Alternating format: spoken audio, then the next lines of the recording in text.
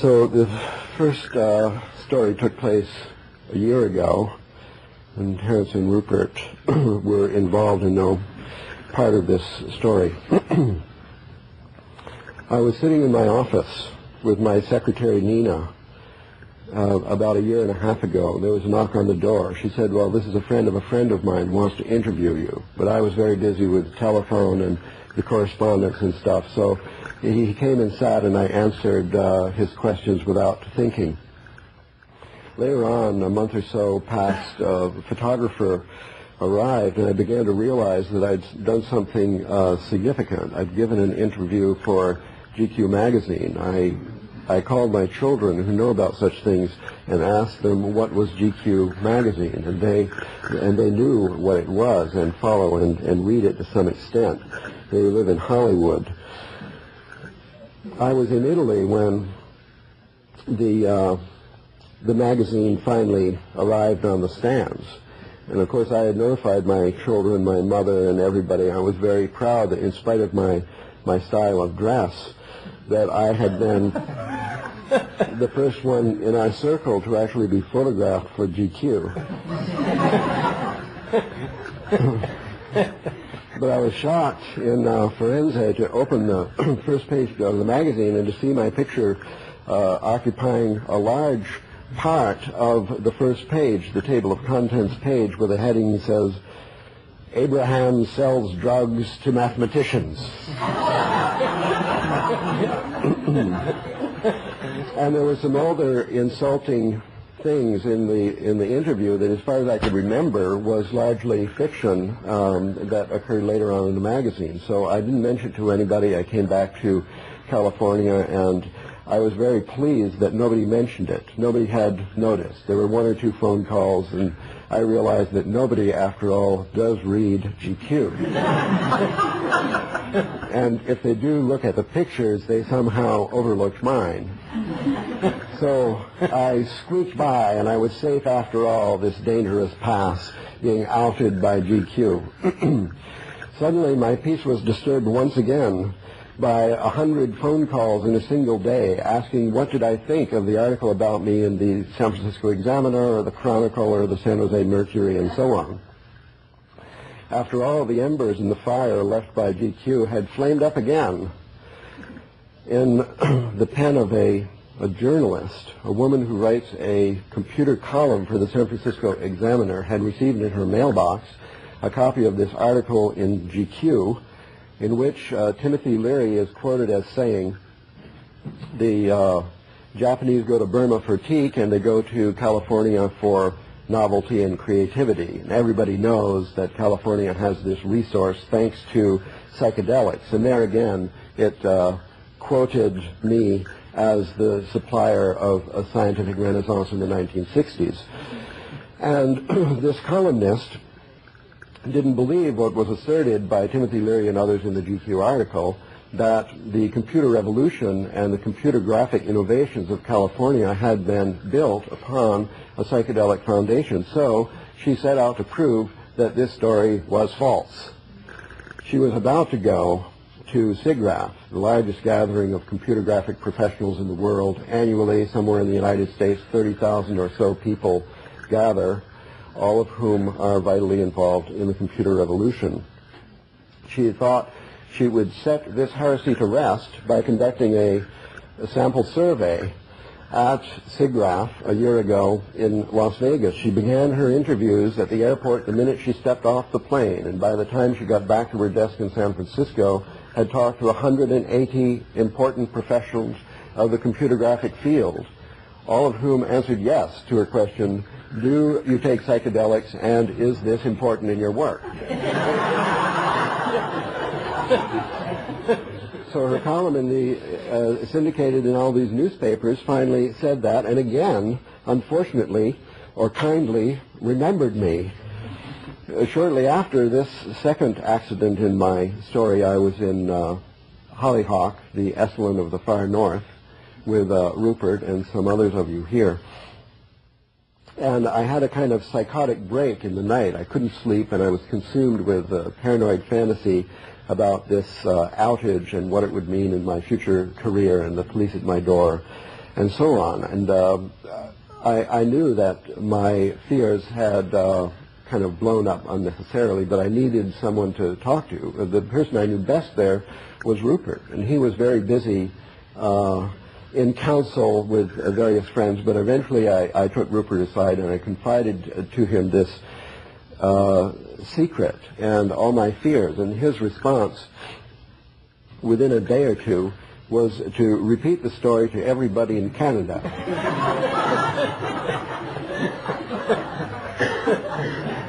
Well, assuring me that it's good to be outed, and it would be good to come out, and to come out maybe in a best-selling book, which Brockman, our agent, could sell and hawk for a huge royalty advance, and so on. I tried thinking positively about this episode, but when I came home, I still felt nervous about it, and I said no to many interviews from ABC News and the United Nations and other people who called to check out this significant story. I did not rise to the occasion, and so I've decided today, by popular request, to tell the truth. And this is perhaps relevant to our theme for today, different aspects of vision, and our theme this morning of psychedelics and mathematical vision. So it all began in 1967 when I was a professor of mathematics at Princeton, and one of my students turned me on to LSD. That led to my moving to California a year later and to my meeting at UC Santa Cruz a chemistry graduate student who is doing his PhD thesis on the synthesis of DMT. He and I smoked up a large bottle of DMT in 1969, and that resulted in a kind of secret resolve which swerved my career to a search for the connections between mathematics and the experience of the logos, or what Terence calls the transcendent other. This hyperdimensional space full of meaning and wisdom and beauty, which feels more real than ordinary reality, and to which we have returned many times over the years for instruction and pleasure. And in the course of the next 20 years, there were various steps I took to explore this connection between mathematics and the logos. For example, I apprenticed myself to neurophysiologist and tried to construct brain models made out of the basic objects of chaos theory.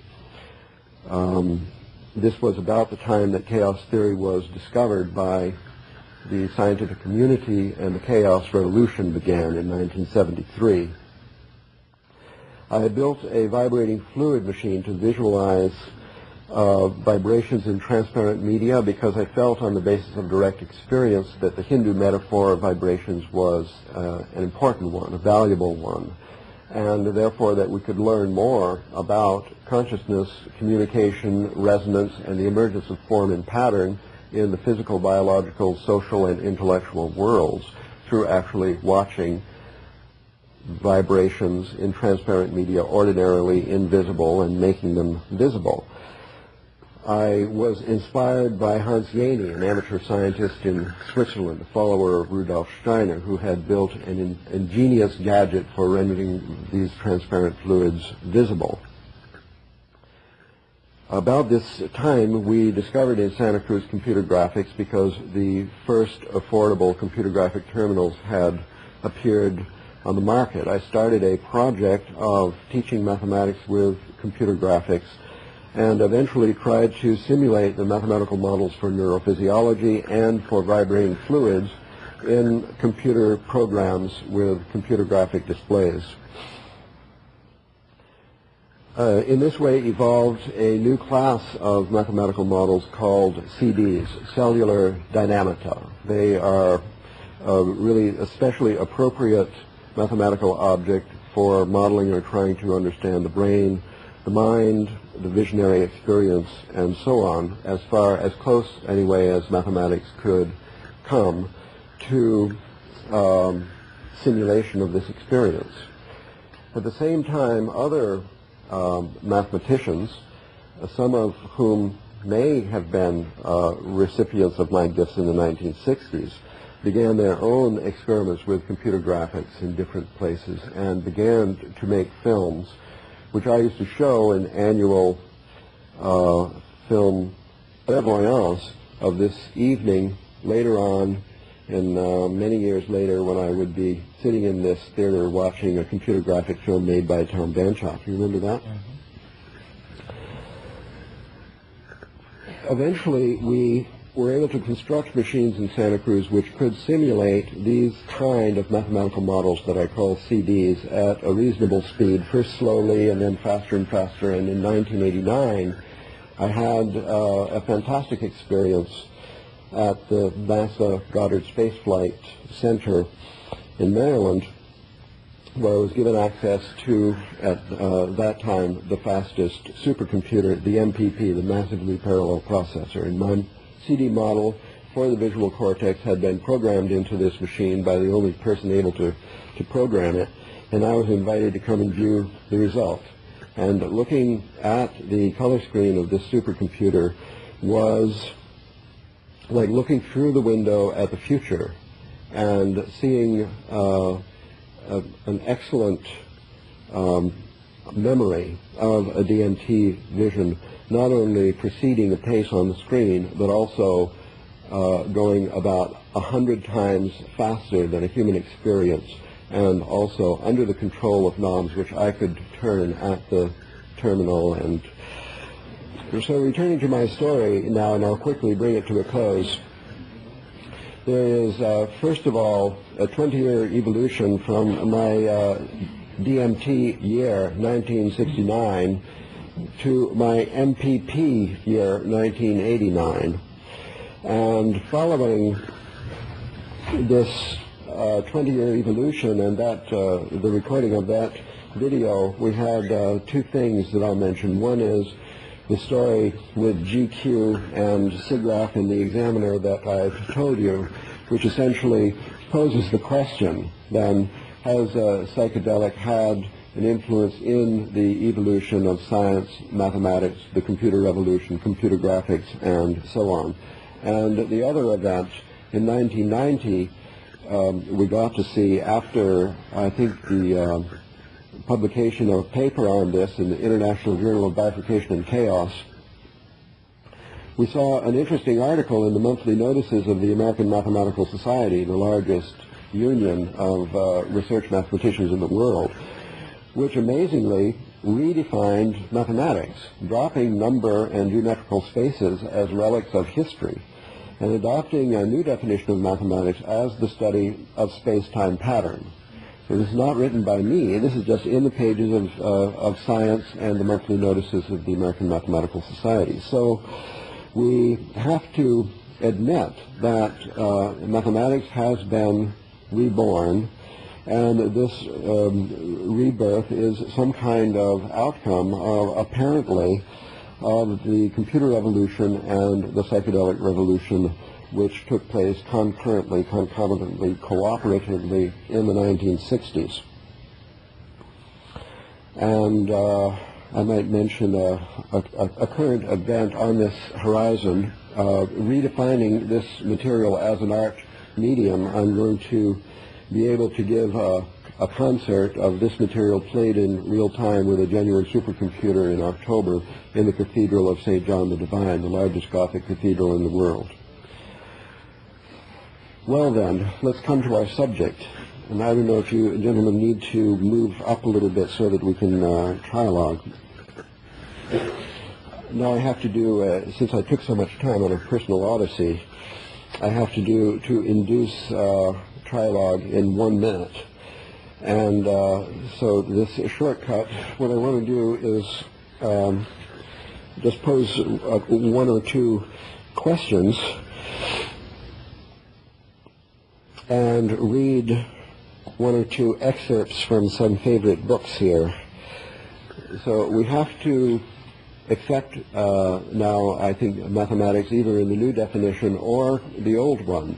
In the Renaissance cosmology of John Dee, mathematics is seen as the joint therapist of Father Sky and Mother Earth, or a kind of an intellectual, spiritual, elastic medium connecting up the heavenly realms and Gaia herself.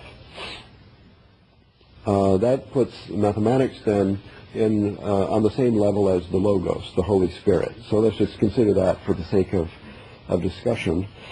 And having seen it as a language of space-time pattern, let me ask you this, Terence and Roop. To what extent could the psychedelic vision of the Logos be externalized? Could it be externalized by any means, either by verbal descriptions, or by computer simulations, by drawing of really inspired visionary artists? Or on the other hand, in what ways could possibly mathematical vision serve the spirit and extend the mind? Is there a role, in other words, for this kind of thing in our main concerns? And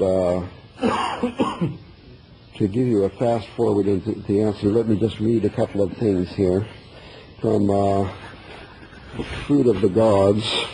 Oh, good, sure. And Terence's confessional chapter 15, a section called Art in the Revolution. He says, "The archaic revival is a clarion call to recover our birthright. However uncomfortable that may make us, it is a call to realize that life lived in the absence of the psychedelic experience, upon which primordial shamanism is based, is life trivialized, life denied, life enslaved to the ego and its fear of disillusion in the mysterious matrix of feeling that is all around us. It is in the archaic revival that our transcendence of the historical dilemma actually lies. There is something more. It is now clear that new developments in many areas, including mind-machine interfacing, pharmacology of the synthetic variety, and data storage, imaging, and retrieval techniques, it is now clear that new developments in these areas are coalescing into the potential for a truly demonic or an angelic self-imaging of our culture." Do you remember that at all? I don't know if you've tapped into chapter 15, Luke. Here's another one then. In the Rebirth of Nature, the final paragraph of the entire book, entitled A New Renaissance, Rupert says, "As soon as we allow ourselves to think of the world as alive, we recognize that a part of us knew this all along. It is like emerging from winter into spring. We can begin to reconnect our mental life with our own direct, intuitive experiences of nature. We can participate in the spirits of sacred places and times. We can see that we have much to learn from traditional societies who have never lost their sense of connection with the living world around them. We can acknowledge the animistic traditions of our ancestors, and we can begin to develop a richer understanding of human nature, shaped by tradition and collective memory, linked to the earth and the heavens, related to all forms of life, and consciously open to the creative power expressed in all evolution. We are reborn into a living world." I call down then the Trialogue mode. Psychedelics and mathematical vision. Well, the question that you posed in all of that, the nuts and bolts question, is can it be visualized with technologies ranging from paint and brush to supercomputers?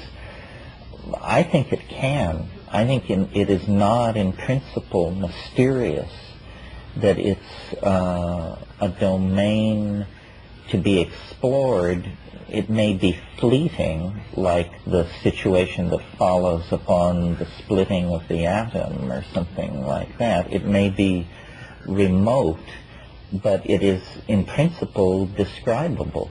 And it's simply a matter of paying attention, gaining inspiration, and gaining skill of technical execution. I think you think that, don't you? Well, I think that any models that we can build, verbal, visual, or mathematical, are really, really feeble compared to the experience itself. On the other hand, this experience is within all and without all, and we are immersed in this spiritual world. So the tiniest resonance from the most feeble model may suffice to excite, as poetry excites emotion, to excite spirit. And this is the essence of communication, is to have a compact representation. So the experience is infinitely complex, and the representations have to be really simple. But the verbal representation restricted to verbal mode alone might be too feeble, not similar enough to excite by resonance the singular state. I mean, we have the situation where we agree that not every person is going to become a cephalopod. Not every person has the time to become a shaman. That we need a certain number of shamans in our culture to help to reconnect human society and the planet and the sky. So we need some kind of amplifying and communicating device between the few people who are real shamans, let's say sacred artists of the future, and the mass society watching MTV. And so the question is, can these means be of use to the clarion call that you've given in your book? Yeah, I mean, I think that what makes it confusing is when you go into these domains, the encounter is an emotionally powerful one, and the situation is so novel that the experient tends to assume that this emotional power is coming from the input.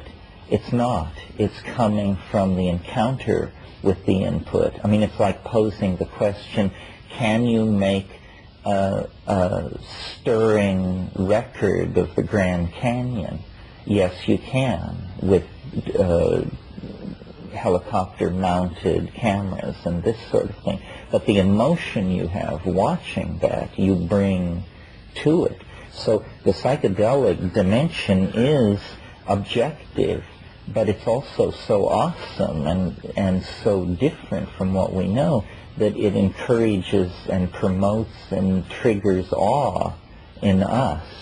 And so we bring something to it which we can never image or reduce to a verbal description or a piece of film. But in principle, I think the thing itself is just more of reality. It's like the heart of the cell, the radar maps of the Venusian surface, the center of the atom. I mean, these are real. But this kind of reality, we don't need more of this. We've already got so much. No, we need more of this mental logos world. It's the logos world that we've lost the connection with. And so these computer programs, psychedelic drugs, dynamic modeling schemes are the equivalent of probes like Voyager. But they're sent not to an alien planet, but to an alien phase space of some sort, but one that we need connection to. I agree with Terence. The problem is one of the emotional intensity of a psychedelic experience is totally different from seeing the computer graphic display, the kind we saw. And it's possible to get something a bit like that just by shaking a kaleidoscope and looking into it.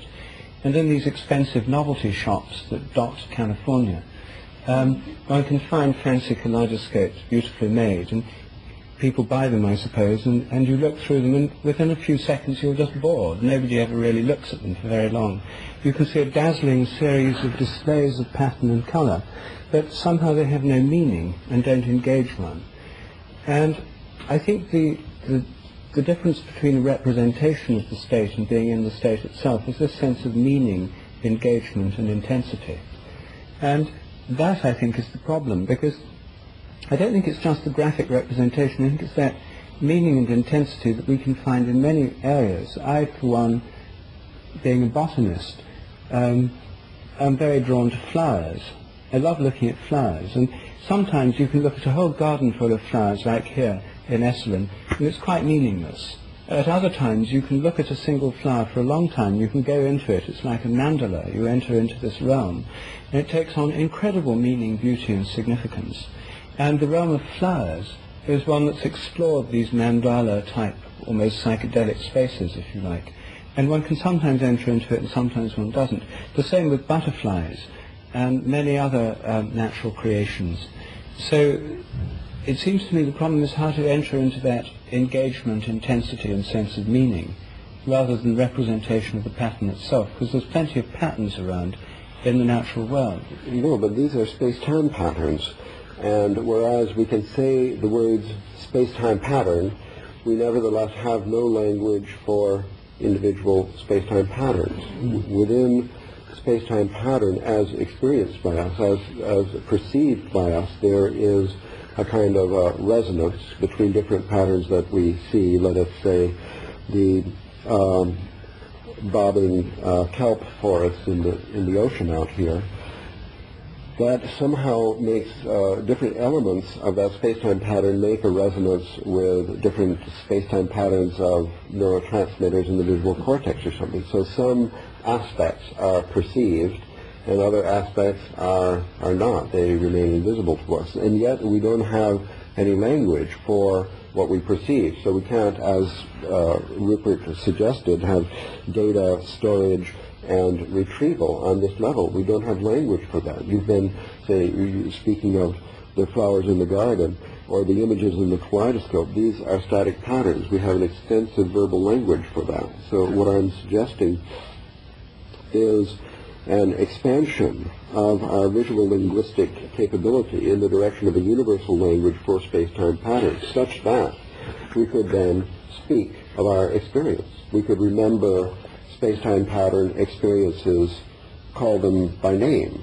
We could mention to each other the mere drop of a word or a code, an I-75, a Highway 1, a Highway 0, and then we would be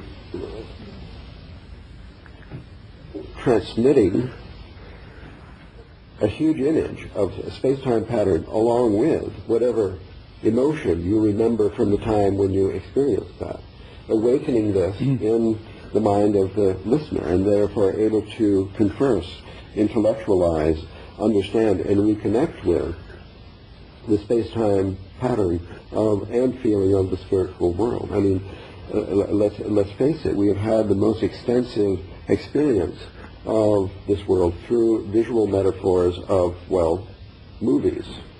We experience the logos as movies. We don't experience this at words, although there are sounds and there are words pop up from them. Sometimes there's writing on the wall like graffiti. Basically, it's an infinite field of consciousness, of vibration, of waves moving, of intelligence which may be disconnected in different parts. And when we travel in this realm, we go somewhere we've been before and we recognize it, and that excites in us memory, which is reinforced, which is extended, upon which we can do further experiment because we do remember. There's somehow a mental faculty individually and within. It has data storage and retrieval, and it has a language or something, and yet we can't share it. Even let us just say us three, we've had many experiences which I trust, I have great faith, are similar, that are universal experience, and yet we are absolutely speechless in verbalizing them to each other so we could see whether we had or didn't have any similarity in certain, I'm sorry, words failed me. Well, I don't know. It seems to me that art or that mind responds, it has an affinity for itself, and if it's universal, then it has an affinity for the universal mind. What's interesting about the example of the kaleidoscope is it's boring after a few minutes. We all agree on that. If you analyze how it works and take it apart, the base units in most kaleidoscopes are pieces of broken glass, pebbles, things like this, detritus, junk, and somehow splitting this into 6 sections with a mirror and putting it in heavy oil is supposed to bring you to the realm of something watchable and interesting, but it isn't. The brain machines being produced in Germany are the same way. All pattern seems to quickly lose its charm unless it's pattern that has been put through the sieve of minds, any mind, so that we enjoy looking at ruins and the artifacts of vanished civilizations a lot more than random arrangements of natural objects. So it seems to me what we're looking for when we say it's like a DMT trip, the MPPI data on chaos, then what we're saying is, aha, here in this pattern there is the footprint of meaning. It's as though an architect passed through here, and so we can appreciate it. So we're always looking for the betraying presence of an order that is more than an order of, I don't know even how to say it, economy, I guess. We look for an aesthetic order. And when we find that, then we have this reciprocal sense of recognition and transcendence. And this is what the psychedelic experience provides in spades. Now, a critic of the psychedelic experience would object, of course it's made of mind. It's made of your mind. But for the psychedelic voyager, this does not seem to be obvious. The intuition is, it is made of mind, but it is not made of my mind. So then either there's an identity problem or a real frontier of communication is being crossed. But I think when we say we look for living pattern or aesthetically satisfying order, what we really mean is we look for the sign that mind has somehow touched the stochastic processes of nature. Yes, but still the limiting factor seems to be neither the richness of display we find in nature, nor even the language that we can communicate with, but rather the ability to go into something with intensity of vision. Because I don't think language is a limiting problem. I mean, for example, music can be written down in a language. You can get a score of Beethoven's symphonies or Mozart piano concertos. I mean, I can read music, but for me, it doesn't come to life from this language. I have to hear it for it to come to life. The language is indeed a kind of communication, but it has to come to life. Presumably mathematical notation is a form of notating things in the mathematical landscape which mathematicians can see. And take the realm of plants again. If you look at the incredible richness of botany, of flower forms, there is a language for this. It's used by botanists and florists. You've got books, about there are words for these different kinds of flowers. And for a botanist, the whole thing can be written down in this specialized language. But even so, it doesn't mean that most botanists spend most of their time contemplating the beauty of flowers. They're sort of rushing to the next committee meeting or getting their paper ready for the next public journal or something. But somehow there isn't much time spent in actually entering into these realms, even for people whose profession it is to be concerned with them. So we're neither short of images nor of languages in many realms, but rather of the time, the space, and the inclination to enter into these realms, to be within them. Well, this is a good metaphor, I think, the musical metaphor. Let's just think of this for a minute. I don't propose that a mathematical model of a brain or a plant or something would be as wonderful as a brain or a plant. Life will not be replaced by language. We never demand that much of ordinary language or poetry or of the graphic arts. Nevertheless, the evolution of music has been greatly aided by musical notation, because we wouldn't like music to end and simply be left with a library of musical scores. Nevertheless, the evolution of music, the evolution of culture has been enormously facilitated by having a graphic language that can, to some extent, recall the actual musical experience. And this is the role that I'm proposing for mathematics, not to replace the earth or the heavenly realms, but just somehow to facilitate the traffic through, let us say, simply an analog on the same level of musical staff notation that pertains to the visual experience of space-time patterns, whether of a flowering garden or the waving sea or the psychedelic vision. Maybe I need to tell you of last week in Denmark. I attended a conference about chaos theory and its applications, and I showed this video. And there was in the audience another speaker who is the world expert on algorithmic information theory. This is a way of telling the difference between chaos and randomness.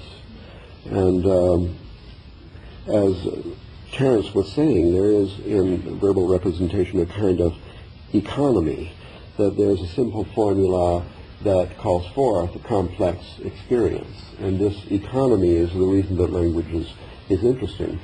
Algorithmic information theory gives a way of measuring randomness, and what seems to us as random sometimes can be generated by a very small code or musical staff notation, for example.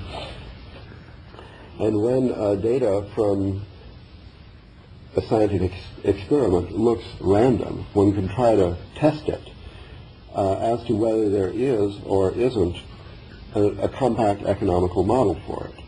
And if there is, it's more chaotic and less random. So there's a measure for this. And a truly, according to their definition, a truly random process which would provide data which could not be represented by any formula shorter than itself.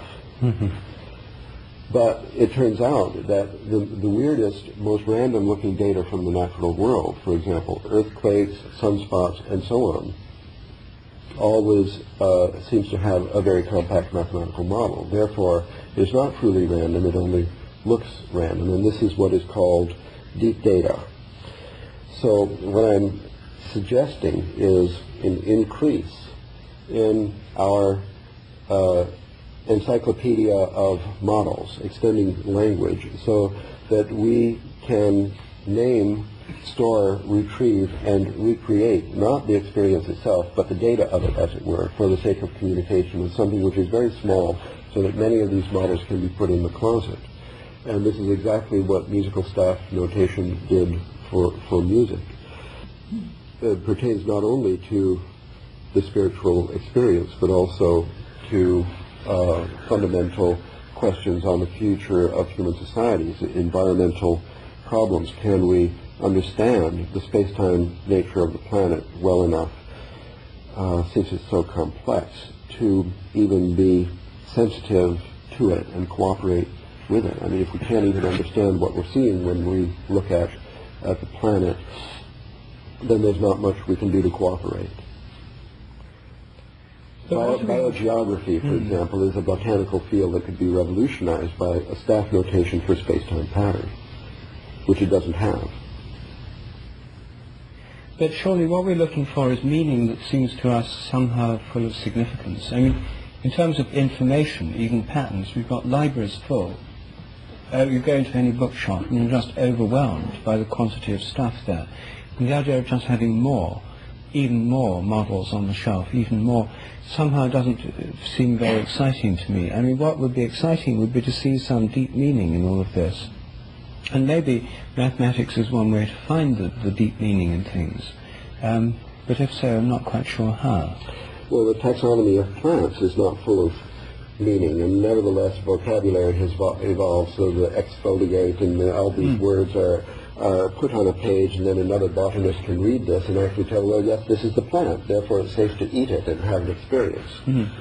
So I think a further development in evolution from the stage of having language may be the generation of meaning. I mean, meaning is not given in the data. We have to grok things. We have to struggle and evolve understanding by some hermeneutical process. So, well, our language, as people said when printing began, that would be the end of memory. When writing began, that would be the end of history. Well, in both cases, they were correct, I think. Yes, but when language began, that's when we lost our connection with the natural world. Well, maybe it was a kind of language, yeah. Spoken language. Maybe language processed acoustically, but it's not in the generation of it that you want to put your attention, but in the reception and decoding of it. That when language became something acoustically processed, it became so bloodless that it became then the willing servant of abstraction, which before had been an exotic and little explored branch of linguistic activity that suddenly burgeoned into the major concern of a lot of people, that language processed visually is here and now stuff of great density, and acoustical language permits a level of abstraction that creates a higher inclusiveness, but that's achieved by a necessary dropping out of detail. I'm glad to hear you say so, since it always sounds that you think the logos itself is speech. But I must say I'm astonished at the resistance I'm getting here to the idea of visual language. I think that, well, when I travel in France, I'm riding on the train or something, and I'm really bothered by all the gossip going around, because I understand French, and then I realize this couple is having trouble, and the train is not stopping in the station that I expected, and so on. When I travel in Japan, I don't understand anything, so it seems to me it's really silent there. It's very quiet. I just don't hear anything. And where we have an oral language for a certain phenomena, we then perceive it. It is moved by a moving truck. This moving van comes along and transports this stuff from the unconscious system to the conscious system. Then we deal with it in a different way. And these visions, space-time patterns, which we can't recognize, for which we have no visual language, they are essentially unconscious to us, so therefore we can't interact with them. And this might be a fundamental reason that the planet is dying. Either we shouldn't have verbal language, or we should have verbal language and visual language as well. I'm not sure which. But since verbal language is so poorly adapted to space-time patterns, I mean, we don't describe music in verbal language. We have staff notation, a visual language for music. And I think that our intellectual relationship to the sky and to the earth would be vastly improved by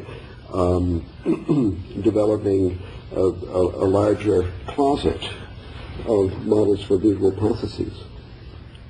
But I can't get you to agree to this. No, I agree. I think you're right, that seeing language, I regard language as some kind of project that is uncompleted as we sit here, that it isn't the transfer of thought and intention into speech. That doesn't do it. I mean, clearly, the whole world is held together by small mouth noises, and it's only barely held together by small mouth noises. If we could have a tighter network of communication, we would, in a sense, be a less diffuse species. Communication, the lack of it, is what's shoving us over the brink. If you buy into the idea that psychedelics somehow are showing you the evolutionary path yet to be followed, then it seems obvious that what it entails is a further completion of the project of language. Maybe what all this technology is about is actually a more explicit condensation of the word. I mean, it is interesting that modernity is characterized by an ever more explicit evocation of the image. I mean, you just have to go back 100 years, and the best anything could do was an albumin tint photograph. Now we have, color lithography, HD TV, high-speed printing, virtual reality. It's as though, language is becoming, the word is becoming flesh, and condensing into the visual realm would make it, would be almost a kind of telepathy compared to the kind of linguistic reality we're living in now. I mean, glad to hear it. Yeah, no argument on that. Well, I think, what we may be doing is returning after a detour of centuries into the realm of literacy.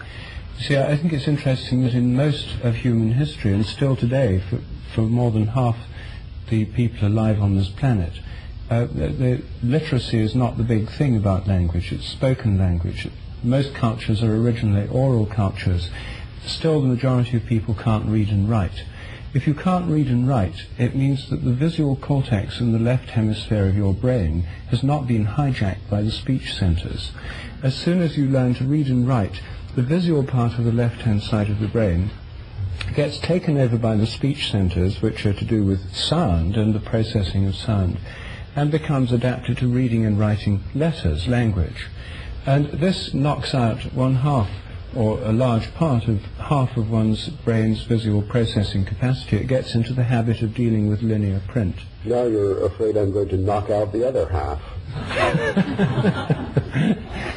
Well, I think that as far as I know, there's been very few studies of the difference in thought patterns between people who can't read and write and those who can. And I'm not now talking about people in our society who can't read and write because they're dyslexic or have dropped out of school, but whole cultures, like many traditional cultures where nobody reads and writes, or very few do. There, language has a different role. In India, when I lived there, I found for illiterate people, there was an extremely language is a very powerful medium, and it conjures up metaphors, images, in a quite different way that it does for people who are literate. So you yourself are complaining you find new generations of students at Santa Cruz can't read or write anymore. And it may be that this process of short-circuiting out literacy is already well advanced, and that a new kind of visual language is developing. But I think that there's been actually a huge amount of discussion about this difference between so-called print linear cultures and oral Aboriginal cultures. This is what McLuhan's whole work was about, and saying that somehow the symbolic signification of language, first through writing and then through printing, has created, has had all kinds of effects on the evolution of the Western mind that we, until McLuhan, were totally unaware of. I mean, he believes that the linear, uniform quality of print creates the intellectual preconditions for the acceptance of an idea like democracy. But you would never get that notion. The Greeks invented it. They had a phonetic alphabet. Modern industrial methods of production based on interchangeable parts. He felt that was inconceivable except by a print culture that had the notion of movable type. The idea of the citizen is a uniformitarian impulse laid over the biological diversity of our individuality that could never have occurred in a culture without print. So the bottom line in the McLuhanist analysis is that we tend to be incredibly naive about the information processing technologies we put in place, because all we care about is input and output, and what we don't understand is it's the plumbing that's between the input and the output that gives a culture its whole tone, its values, its implicit political assumptions, its attitude toward nature, so forth and so on. And that what we are is a print culture, linear, hierarchical. What we were, yes. We're undergoing a transition in the 20th century. But the intellectuals, unfortunately, at the top of the pyramid are the last to get the news. I mean, they're still poring over Locke and Hegel when, what's really happening is Guns N' Roses and Nirvana. And I don't mean the Buddhist state of transcendence. So culture tends to be ruled by the people who are the last to get the news in terms of new technologies which are reshaping the culture. Like, I think all this beefing about the death of literacy, you might as well beef about the passing of the high-button shoe or the beaver hat. I mean, literacy is finished. It was a phase. It's not to be preserved by anyone other than curators. The rest of us are going to live, obviously, in a culture shaped by new forms of media. We haven't given up writing books ourselves, have we? Well, I think we're reactionaries, and it's true. It's the drugs we extol that get us called modern, or postmodern. Well, we'd like to abandon books and only make documentary videos for PBS and BBC. It pays so much better.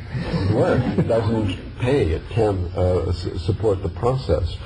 So that's at best for some time in the future.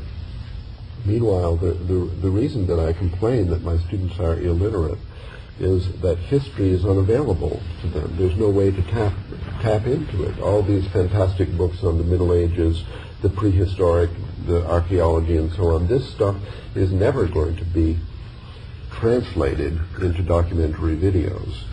It's not enough to just have a few curators who are in touch with the Library of Congress and the British Museum.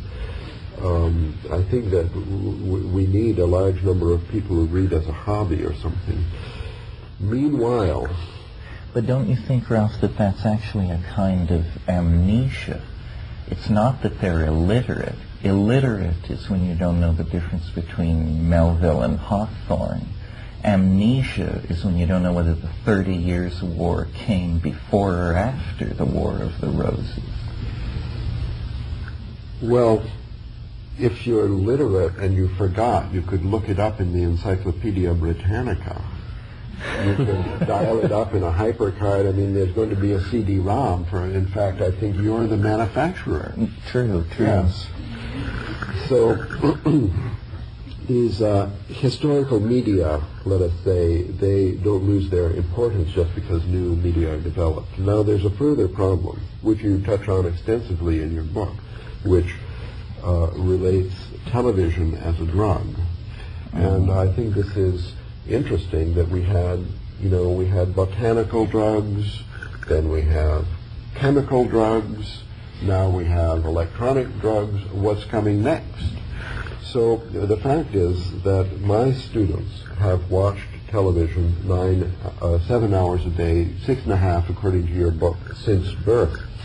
And they are unbelievably quick with images. And it's great because this is a fantastic advance in intelligence, in human intelligence. And the way that information can be communicated in 25 seconds by the best of the television commercials, I think, is truly astonishing. And not everybody, you can't show these commercials in the African bush or something and get a response. You have to have people who have been trained up to it by doing their visual calisthenics 6.5 hours a day since birth. So that's good. What's not so good is that the material is available in the video store or from the Library of Congress after we get FDDI and so on. This material is unbelievably poor. And the fact is that if you make a PBS documentary on Food of the Gods, for example, nobody will watch it because they're busy watching Dynasty, or I don't even know the names of them. And that somehow the drug abuse aspect of the new media has already dominated its future, so that this creote is already so deep that it's unlikely we can swerve the video technology into an interesting cultural resource. Well, that is my problem with your approach, actually. These computer graphics use basically television-style technologies. No, the computer graphics, you see, we're only 5 years away from having supercomputers like that. That was made on a 200 megaflop machine, which cost $13 million 3 years ago. And today you can buy them for $500,000. We're using a $500,000 one will be delivered to the Cathedral of St. John Divine. In 5 years, that will be in the kitchen keeping track of your recipes and running your microwave. So the possibility is to interact with this. You see, it already becomes almost as interesting as a psychedelic trip as long as you can interact. What's wrong with this passive medium is it's dead and some idiot programmed it and made it available, and then it was distributed as a drug, and people are actually addicted to the passive process of sitting there knocked out and just like receiving somebody else's fantasy. So I think that when these supercomputers are available in kitchens and kindergarten playrooms, and people are brought up on, this is an extension of life. This is an increase in the size of the playroom. The thing is, you can't underestimate the perversity of people in terms of their tendency to prefer this passive thing. I remember in 1977 when I bought my first home computer, you got a manual with it called Basic. And the intent of this manual was to teach you how to program your computer. Well, 6 months of trying to peddle that to the American public, and they realized they had to completely rethink the product, that only a vanishingly small number of people were ever going to program a computer. It's like when you used to buy an automobile and you got a toolbox with it. Well, that's not been true since the 20s. So there's a certain responsibility on the consumer not to demand the prepackaged stuff. It's the MPPI, these big machines are, to my mind, like the psychedelic drug state, but then everybody's trip is like the software they bring to it and run. And someone who goes to the MPPI machine to keep track of their recipes is essentially trivializing it because they don't know what it could do. This is probably the equivalent of going to a psychedelic drug to solve your relationship problems. It's the question you framed was so stupid and mini-minded, and perhaps the drug, the psychedelic, can help, but what a tremendous misappropriation of its Well, every power. tool will be misused as well as used, will be misused more than it's used, and the most popular books are cookbooks, and nevertheless we write books, and to some little extent they participate in the evolution of history. The fact that most books are used for recipes doesn't totally destroy all value of books, and so it is with the new media, whereas most people will use them to hypercard stack of recipes or sex postures or something. There will still be a lot of arcane and important material available in this medium which can't be accessed any other way. Nevertheless, I must say you're kind of dragging me down here. Maybe it's time I need some help from this group. I became very depressed this year when I realized that not only my students couldn't read or write, but also that their interest in computers was much less than the preceding generation a year ago, which was much less. For the last 3 or 4 years, interest in computers has been on the decline. So along with the television medium, the interactive capability, I mean, you're right about the toolkit that comes with the car and BASIC and so on. Not even to use tools like Adobe Illustrator or HyperCard or even McWrite or anything, not to use any of those tools, be only interested in computer games. Because the most brilliant kids in high school are doing nothing but play Tetra on Game Boy. Just think that over. I have my colleague, brilliant professors of mathematics from China who do nothing but after work they play Tetra on Game Boy. Think it over. But 10 years ago it would have been heroin. Now it's just Game Boy. What do you mean just Game Boy? It's much more dangerous. It hasn't been made illegal yet. True, they can just do it unto death. But I mean, just one final point I want to make, which is the model you're suggesting takes us further into the artificial world, the man-made world of technology. And we've still got this incredible resource, 5 million species of beetles in the Amazon. I mean, incredible diversity of the natural world that hardly anyone's interested in anymore. There are these herbarium collections, there are all these different plants, butterfly collections, geological museums with rocks and crystals of every kind. Go into them in London or Prague or anywhere, they're completely deserted. That there's an incredible diversity of form in the natural world. And we become more and more plugged into the entirely human world of technologies and man-made patterns, models, and so on. I mean, how does this relate towards, how could it help in a greater sense of connection with the living world? Well, this will be maybe a good place to stop. I believe that our connection to the natural world will be enormously enhanced by the new media.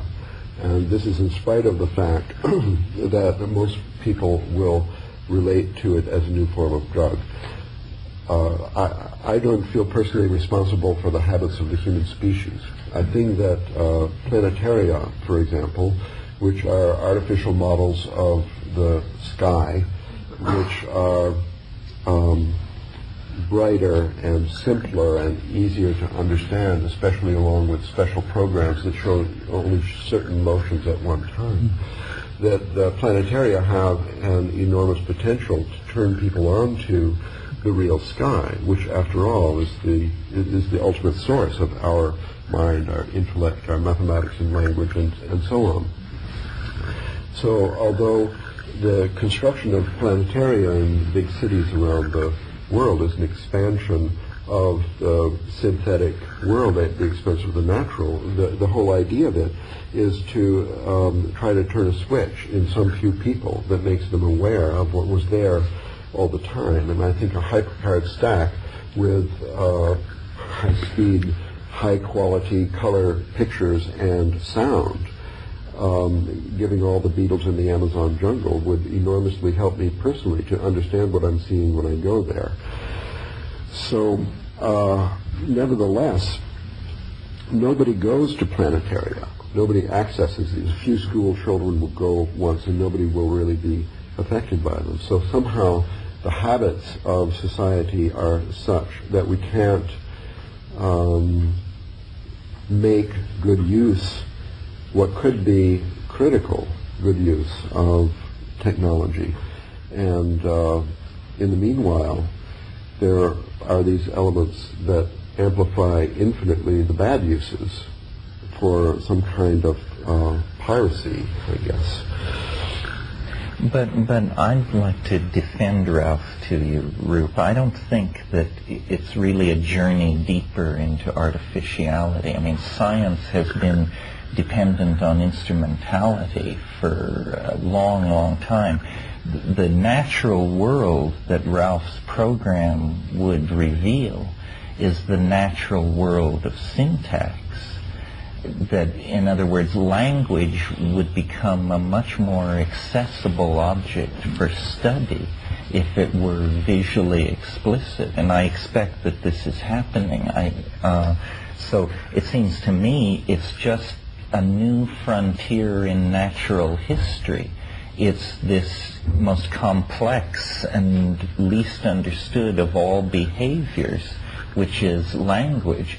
And while the instrumentalities may be computers, high-speed imaging, and so forth, it's no more than using the Hubble telescope or something like that to tease data out of a very distant part of the universe and then make it explicit. And if we could understand language, we would understand something about our own place in nature that eludes us, because it's clearly the most complex thing we do, and we're the most complex thing we know, and the feedback from it is culture, the most anomalous phenomenon in the natural world. So I think it's pretty exciting to use these things to try and understand, I mean, people say spirit, cognition, consciousness, but ultimately just language is what should come out of this, a much deeper understanding of language. Well, it's time. Is this okay? Yes. Yeah, let's throw it open. Time to open up for our interaction on the larger scale. Customarily,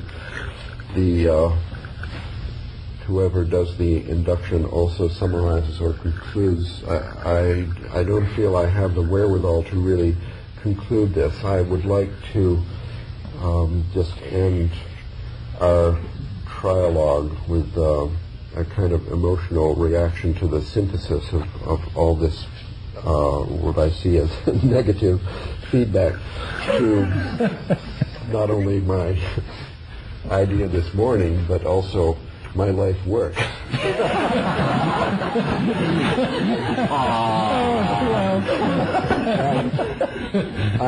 I'm going to say that this was kind of a strategy that backfired. I chose to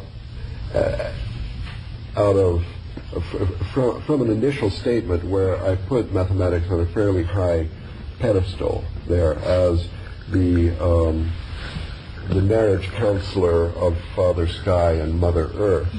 I then, for the sake of discussion with these guys for our own group mind, I scaled down the image of mathematics to an extension of language, a kind of language, a visual language, and so on, because we have to actually discuss mathematics here without really knowing what it is. It's a study of space-time pattern or something. And I just want to end by saying this, that mathematics is part of the natural world. It is not an extension, it's just part of the natural world. Mathematics is a landscape which can be explored as simply and directly and with much incredible pleasure, delight, and advancement as the psychedelic logos or any other aspect of the intellect. Mathematical landscape does not belong to the human species. It belongs not to the earth, but to the sky. It's part of the infinite universe we live in. And whatever microscopes, telescopes, chaoscopes, and computer graphic tools